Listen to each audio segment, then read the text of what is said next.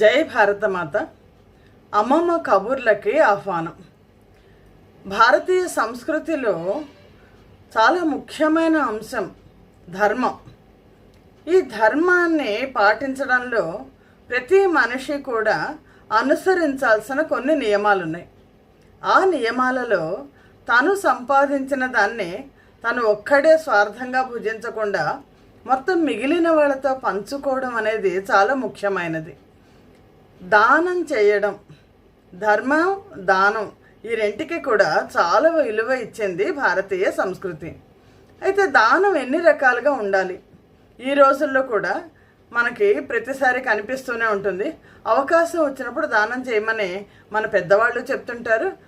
మిగిలిన వాళ్ళతో పంచుకోమని, అవసరమైన వాళ్ళతో పంచుకోమని మన సంస్కృతి కూడా నేర్పిస్తుంది. అయితే ఈ దానం ఏం చేయొచ్చు, ఎలా చేయొచ్చు అని అంటే, మనకి అవసరమైన వస్తువులని దానం చేయడం ఒక రకం, మనకి అవసరం లేని వస్తువులని దానం చేయడం మరొక రకం. సాధారణంగా మనం ఇప్పుడు చేసే దానాలన్నీ కూడా అవసరం లేని వస్తువుల్ని దానం చేస్తుంటాం. అయితే అసలు ఈ దానం గురించి మన చరిత్ర కానీ మన సంస్కృతి కానీ ఏం చెప్తోంది అన్నది చూస్తే, చరిత్రలో మన పురాణాలలో విశ్వజిత్ యజ్ఞము అని ఒక యజ్ఞం ఉంది. ఈ యజ్ఞాన్ని రఘుమహారాజు కూడా చేశారు. ఆ విశ్వజిత్ యజ్ఞం చేసిన తర్వాత మహారాజులందరూ కూడా వాళ్ళు దానాలు చేసి, దానాలు వచ్చిన వాళ్ళందరికీ లేదనకుండా దానాలు చేస్తారు. అలా దానాలు చేసి చివరికి రఘుమహారాజు ఒక మట్టి పాత్రతో సంధ్యావందనం చేసుకునే పరిస్థితి వచ్చింది అని చెప్తారు. మనం చరిత్రలో చూస్తే హర్షవర్ధనుడు కనౌజ్ రాజ్యాన్ని, కనౌజ్నే స్థానేశ్వర్ని రెండింటినీ కలిపి 7వ శతాబ్దం ప్రారంభంలో ఆయన పరిపాలించారు. ఆయన హర్షవర్ధనుడు మహామోక్ష పరిషత్ అని 5 ఏళ్లకు ఒకసారి ఒక పెద్ద యజ్ఞాన్ని నిర్వహించేవాళ్ళట. అందులో మొదటి రోజు, 2వ రోజు, 3వ రోజు సూర్యుడిని, బుద్ధుడిని, శివుణ్ణి ఆరాధించి 4వ రోజు మొత్తం తనకున్నదంతా దానం చేసేవాళ్ళట. ఎలా దానం చేసేవాళ్ళు అంటే, చివరికి కట్టుకునే వస్త్రాల దగ్గర నుంచి దానం చేసేవాళ్ళట. అంటే అంత దానాన్ని మనకు మామూలుగా బాగా ఎక్కువ దానాలు చేస్తే ఏమంటారంటే, ముందు ఒళ్ళు తెలియకుండా దానాలు చేస్తే తర్వాత బాధపడతారంటారు. కానీ హర్షవర్ధనుడి జీవితకాలంలో ఆయన మహామోక్ష పరిషత్ 6 సార్లు నిర్వహించారంటే 30 సంవత్సరాల పాటు ఆయన దానం చేస్తూనే ఉన్నారు. బౌద్ధ మతం కూడా ఈ దానానికి చాలా ప్రాముఖ్యత ఇచ్చింది. బౌద్ధ మతంలో మనకి మన బౌద్ధ కథలలో దానం చేయకపోతే ఏమవుతుంది అన్నది కూడా తెలుస్తుంది. అలాగే బౌద్ధ ఆరామాలన్నిటికీ కూడా ఈ గృహస్థులు ఇచ్చిన దానాల మీదే బౌద్ధ ఆరామాలన్నీ కూడా ఆధారపడ్డాయి. అయితే ఈ దానం చేసినప్పుడు దానం ఎలా చేయాలి, ఎప్పుడు చేయాలి, ఎంత చేయాలి అంటే, అవసరమైనప్పుడు చేయడం. ఇప్పుడు వేసంకాలం వచ్చింది. ఇదివరకు రోజుల్లో విసనకర్రలు, చెప్పులు, గొడుగులు దానం చేసేవాళ్ళు. వస్త్రదానం చేయడం, అన్నదానాన్ని మించింది లేదంటారు. అలాగే విద్య చెప్పడం, విద్య నేర్పించడం, ఎలాంటి ప్రతిఫలాన్ని ఆశించకుండా విద్య నేర్పించడం, విద్యాదానం కూడా చాలా ముఖ్యమైన దానంగా మనకు కనిపిస్తుంది. అయితే ఇలా దానాలు చేసిన వాళ్ళల్లో మనకి దానకర్ణుడు అంటారు. కానీ వేదవ్యాస మహర్షి రాసిన మహాభారతంలో ఎక్కడ కర్ణుడు, దానకర్ణుడు అన్నది మనకి ఎక్కడా కనిపించదు. అయితే ఇది దక్షిణాపథంలో ఉన్న మహాభారతం తమిళ అనువాదాల్లో కర్ణుడు దానకర్ణుడు అని, ఆయన జీవితం అంతా కూడా దానం చేశాడని, చిట్ట చివరికి మరణించేటప్పుడు కూడా కృష్ణుడు కర్ణుడిలో ఉన్న దానగుణాన్ని గురించి చెప్పడం కోసం, అర్జునుడికి చెప్పడం కోసం కర్ణుడి దగ్గరికి వచ్చారని, ఇవన్నీ కూడా మనకి వేదవ్యాస మహాభారతంలో ఎక్కడ కనిపించవు.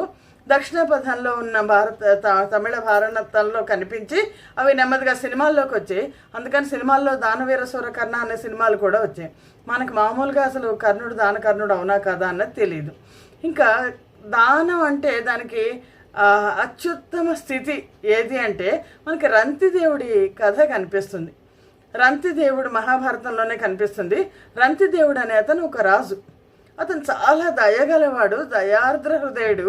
ఆయన వచ్చిన వాళ్ళకి లేదనకుండా దానం చేసేవాడు. ఇలా దానం చేసి చేసి చేసి ఆయన చివరికి ఏ పరిస్థితి వచ్చిందంటే, రాజ్యాన్ని వదిలిపెట్టి వెళ్ళిపోవాల్సిన పరిస్థితి వచ్చింది. ఎందుకంటే దానం చేసేసేసి ఇంకా చివరికి రాజ్యాన్ని కూడా దానం చేసి ఉంటారు బహుశా. వచ్చేసి ఆయన వానప్రస్థంలో అడవుల్లో ఉండిపోయారు. ఆయన వానప్రస్థం అంటే ఆయన భార్య, భార్యతో పాటు కొడుకు కూడా వచ్చేసాడు, కొడుకు కోడలు. నలుగురు అరణ్యాలలో ఉంటూ ఏం తినేవాళ్ళు వాళ్ళు అంటే ఆయన ఎవరి దగ్గర కూడా ఏది తీసుకోరు. అపరిగ్రహం అంటారు, అదొక వ్రతం. అందుకని ఏంటంటే ఈ కంకుల నుంచి, వరి కంకులు ఉంటాయి కదా, వరి కంకుల నుంచి గాలికి కింద పడిన వాటిని మాత్రమే, ధాన్యాన్ని మాత్రమే తీసుకునేవాళ్ళు. తీసుకొని దాన్ని మాత్రమే భుజించేవాళ్ళు. కానీ సంతృప్తిగా ఉండేవాళ్ళు. దేనికైనా చేత అన్నట్టు ఏది దొరికితే దాంతో సంతృప్తిగా ఉన్నారు. అరణ్యాలలో వాళ్ళ జీవితం హాయిగా గడుస్తుంది. అయితే ఒకసారి భయంకరమైన కరువు కాటకాలు వచ్చాయి. మనం అతివృష్టి అనావృష్టి అంటాం కదా, అనావృష్టి వచ్చింది. ఆ సంవత్సరం అసలు పంటలు పండలేదు, వర్షాలు లేవు, మొత్తం అంతా ఎండిపోయింది. ఎండిపోయిన పరిస్థితుల్లో రంతిదేవుడికి కానీ అతని కుటుంబానికి కానీ ఆహారం అన్నది దొరకలేదు.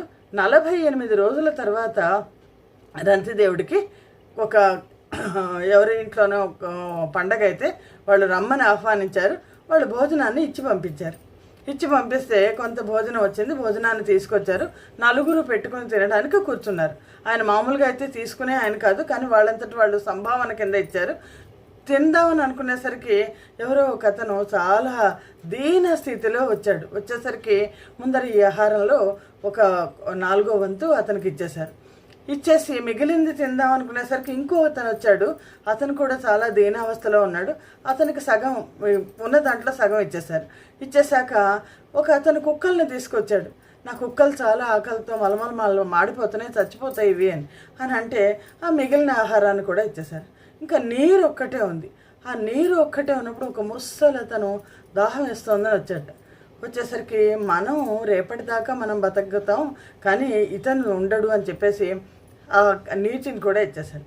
ఆ ఇచ్చిన క్షణంలో పరమాత్మ ప్రత్యక్షమయ్యి ఇతను చేసిన దాన కర్మ ఫలితంగా అతనికి స్వర్గం మొత్తాన్ని, అతనికి తన కుటుంబ సభ్యులకు కూడా, ఎందుకంటే కుటుంబ సభ్యుల సహకారం లేకపోతే దానాలు చేయలేరు, కుటుంబ సభ్యులందరికీ కూడా మోక్షప్రాప్తి కలిగింది అని చెప్తారు.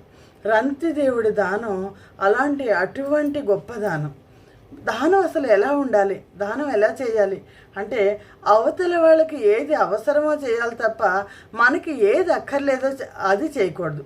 మనకి భగవద్గీతలోనే శ్రద్ధాత్రయ విభాగ యోగం అంటే 17వ అధ్యాయంలోనే మనకి పరమాత్మ దానం ఎలా ఉండాలి, దానం ఎలా చేయాలి, ఎలాంటి దానం మంచి దానం, ఎలాంటి దానం మంచి దానం కాదు అన్నది చెప్పారు. దానం గురించి చెప్తూ దాతవ్యమితి యద్దానం దీయతేనుపకారిణే దేశే కాలేచ పాత్రేచ తద్దానం సాత్వికం శృతం. దీన్ని సాత్విక దానం అని అంటారు అని చెప్పారు పరమాత్మ. సాత్విక దానం అంటే ఏంటి అంటే దాతవ్యం ఇది ఇప్పుడు నేను చెయ్యాలి అని, ఏ దానం అయితే ఈ దానం చెయ్యకపోతే అవతల వాళ్ళకి చాలా ఇబ్బంది పడతారు అని ఏ దానం చేస్తారు, అనుపకారణే వాళ్ళ నుంచి మనకేమీ ప్రత్యుపకారం రాదు. ప్రత్యుపకారం రాని వాళ్ళకి మాత్రమే దానం చేయాలి, అవతల వాళ్ళకి అవసరమై ఉండాలి.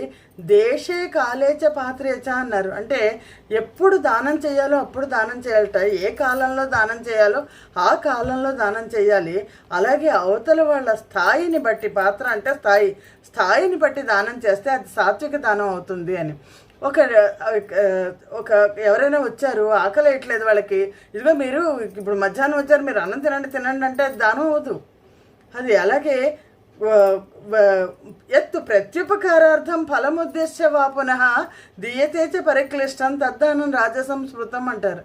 అంటే ఇంకో రకమైన దానం ఎలా ఉంటుందంటే మనం ఏదన్నా దానం చేస్తే ప్రత్యుపకారం వస్తుంది, వీళ్ళ నుంచి వీళ్ళ వల్ల మనకు ఉపయోగం ఉంటుంది, ఉపకారం ఉంటుంది అనుకుని చేసే దానం రాజస దానం అన్నారు.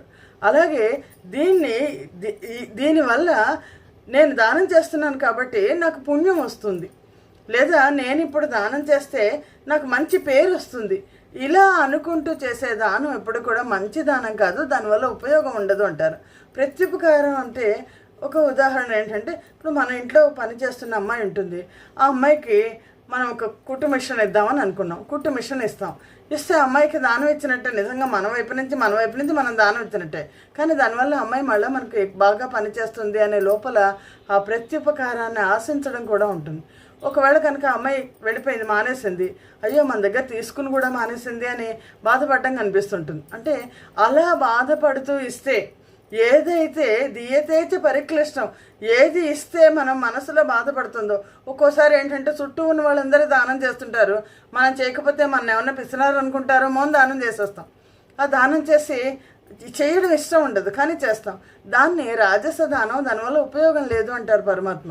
ఇంకా మూడోది ఏంటంటే ఆదేశకాలే యద్దానం అపాత్రేభ్యశ్చ దీయతే అసత్కృతం అవజ్ఞాతం తత్తామసం ఉదాహృతం. ఒక్కో దానాలు ఉంటాయి. ఆ దానం ఏంటంటే అవసరం లేకుండా చేయడం. అవతల వాళ్ళకి అవసరం లేదు కానీ దానం చేస్తారు. దానం ఎందుకు చేస్తారు అని అంటే ఆ దేశం సమయం కాదు, అది ప్రాంతం కాదు. దానం చేస్తే ఆ తీసుకునే వ్యక్తికి కూడా సరైన స్థాయి ఉండదు, కానీ వాళ్ళకి అక్కర్లేదు. వాళ్ళు ఇక్కడ మనం ఇలా దానం చేసేస్తాం, బయట తీసుకెళ్ళి అవతల పారేస్తారు లేదా అమ్మేసుకుంటారు అని. వాళ్ళకి అవసరం లేదు, వాళ్ళకి అక్కర్లేదు, కానీ మనం దానం చేస్తాం. ఎందుకంటే ఏమో ఈ దానం చేయకపోతే ఏమవుతుందో అని దానం చేస్తాం. ఈ దానం చేసేటప్పుడు కూడా అసత్కృతం, ఏమాత్రం శ్రద్ధ లేకుండా దానం చేయడం. అయ్యో నేను దానం చెయ్యాలి, నేను అవతల వాళ్ళకి ఉపయోగపడేట్టు చెయ్యాలి అని కాకుండా శ్రద్ధ లేకుండా దానం చేయడం, అది చాలా అజ్ఞానంతో దానం చేయడం.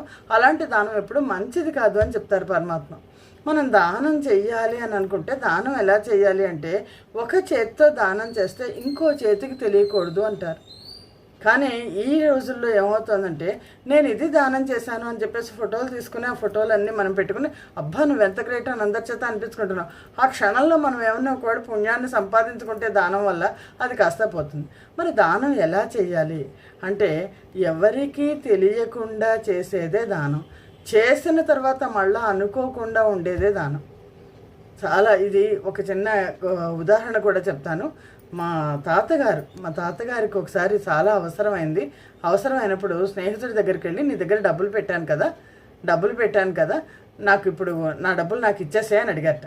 అడిగితే ఆ స్నేహితుడు అన్నట్టు నువ్వు ఇచ్చినట్టు నీకు దగ్గర ఏదైనా ప్రూఫ్ ఉందా అన్నట్టు. అంటే లేదు అంటే అయితే ఇలా ఇస్తాను అనుకున్నావు. ఇంటి దగ్గర ఉండే ఒక అమ్మాయికి దానం అని చెప్పేసి కొడుక్కి ఫీజు కట్టడానికి డబ్బులు ఇచ్చారు. ఆ అమ్మాయి ఆ డబ్బులు తీసుకొచ్చి పెట్టి అయ్యగారు మీరు ఇప్పుడు అవసరంలో ఉన్నారు, మీరు తీసుకోండి, నేను మళ్ళీ మీ దగ్గర తీసుకుంటాను అని చెప్పింది. ఇప్పుడు మా మామయ్య చెప్పేవాళ్ళు ఏదన్నా డబ్బులు ఇస్తే నువ్వు ఎవరికైనా సహాయం చేసేస్తే దాని పేరు అది వెనక్కి వచ్చాక పెట్టు, వాడు అది వెనక్కి వస్తే నువ్వు అప్పనుకో, వెనక్కి రాకపోతే దానం అనుకో, నీకు మనసు హాయిగా ఉంటుంది అని.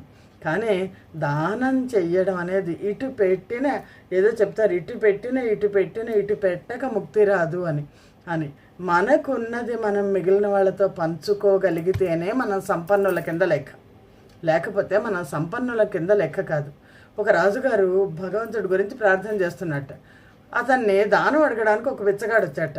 ఈయన ప్రార్థన అయిపోయింది, వెనక్కి తిరిగాడు. బిచ్చగాడు వెళ్ళిపోతున్నాడు. ఏంటి వచ్చేసావు కదా వెళ్ళిపోతున్నావు ఏంటి అంటే నువ్వే పెద్ద బిచ్చగాడివి, నేను నిన్నేం అడుగుతాను, నువ్వు ఇంకా రాజ్యం కావాలంటున్నావు, ఇంకా ధనం కావాలంటున్నావు, ఇంకా సైన్యం కావాలంటున్నావు, నీకే సంతృప్తి లేదు, అలాంటప్పుడు నువ్వు నాకేమి ఇస్తావని. మానసిక సంతృప్తితో దానం చేయాలి. ఇచ్చిన దానాన్ని ఎదురకుండా ఎవరైతే దానం తీసుకుంటున్నారో వాళ్ళు ఆ పరమాత్మ స్వరూపంగా భావించి దానం చేసినప్పుడే ఆ దానానికి విలువ ఉంటుంది. ఈ ఆలోచన విధానంతో ఇవాళ ముగిద్దాము. జై భారత్ మాత.